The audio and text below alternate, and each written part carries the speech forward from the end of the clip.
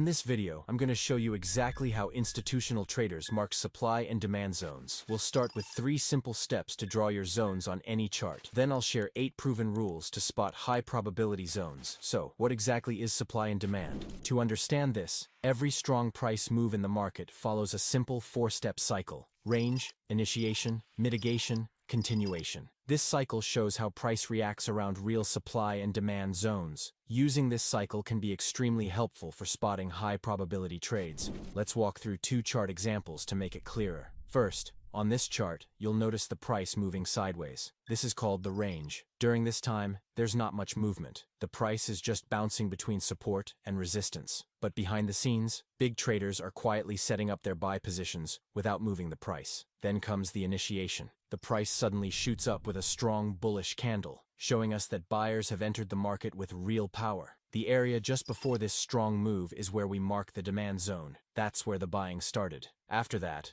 price pulls back down to revisit the zone. This is the mitigation phase. Institutions might have leftover buy orders from earlier, so when the price comes back to the zone, they fill those orders. If the price touches the zone and bounces back up, it confirms that this demand zone is solid. Finally, we see the price move up again. This is the continuation. The zone held strong, buyers stayed in control, and the trend keeps going. This wraps up the full 4-step cycle, and that demand zone becomes an important level on the chart. Alright, now let's check out what happens when the price drops. First, we get a range. Price moves sideways while big sellers get ready. Then comes the initiation, where price breaks down with a strong bearish move, creating a supply zone. After that, price pulls back to that zone in the mitigation phase, maybe stalls for a bit, then drops again. That shows sellers are still in control. Finally, we see the continuation as the downtrend picks up again, and the whole 4-step cycle plays out. Here's why this works. Institutions, banks, and smart money step in with huge orders that create an imbalance in the market. When price breaks out of a range, it's because these big players are making their move, and that leaves a clear mark on the chart.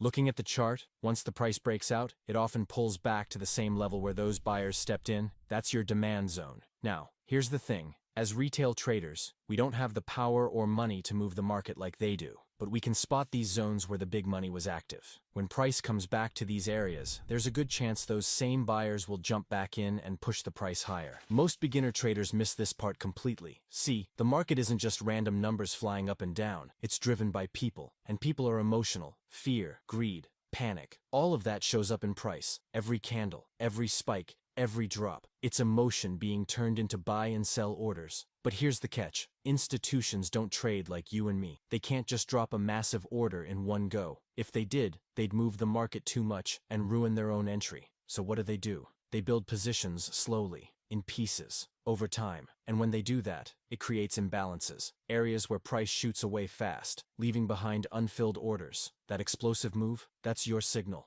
That's where something big happened. That's how a supply or demand zone is created. It's not just a random level, it's a footprint. And if you know how to spot it, you'll know exactly where the smart money stepped in. So now you know what supply and demand are, and how they're based on smart money moves. But here's the tricky part. How do we draw these zones the same way every time? Before we jump in, keep this in mind. Your best trades will always line up with market structure. If you're not sure how to read structure, I've got a video on that. Go check it out first. To spot high probability supply and demand zones, traders focus on 3 main types. Let's start with the first one, range zones. A range zone forms when price moves sideways for a while, staying within a small area. It's a sign that the market is undecided, with neither buyers nor sellers in control. During this time, candles are often small, and price just drifts back and forth. Then, a strong green candle breaks above the top of this area. This shows that buyers have gained strength and are ready to push price higher. The sideways zone now becomes a demand zone, a key area where buyers likely entered the market before the breakout. To mark this zone, draw a box from the lowest point within the range to the highest point just before the breakout. This area often acts as support when price returns, offering a strong place to look for buying opportunities. Supply zones are the opposite of demand zones. Instead of breaking upward,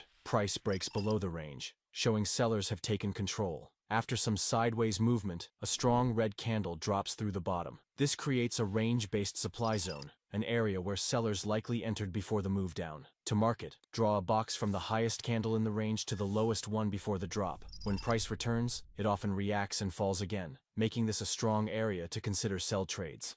Let's talk about pivot demand and supply zones. I'll keep it simple for you. When price is trending down, showing that sellers are in control, something interesting happens. A red candle forms, followed by a strong green candle that closes above the high of the red one. This is a shift. Buyers have stepped in with force, pushing the price up. This is what we call a pivot demand zone, where price changes direction and starts moving higher. To mark this zone, draw a box from the high to the low of the red candle. This red candle is where buyers took control. We can call this a sell-to-buy setup. It happens when a red candle is followed by a strong green candle that closes above the high of the red one, signaling that buyers have overpowered the sellers. For a pivot supply zone, the opposite happens. Price is trending up, showing buyers are in control. Then a green candle forms, followed by a strong red candle closing below its low, signaling sellers have taken control. Draw the zone from the high to the low of the green candle. This is a buy-to-sell setup, where buyers are exhausted and sellers take over. Keep these rules in mind. For a demand zone, the green candle should close above the highs of the previous candles. For a supply zone, the red candle should close below the lows of the previous candles. This confirms a real shift in control.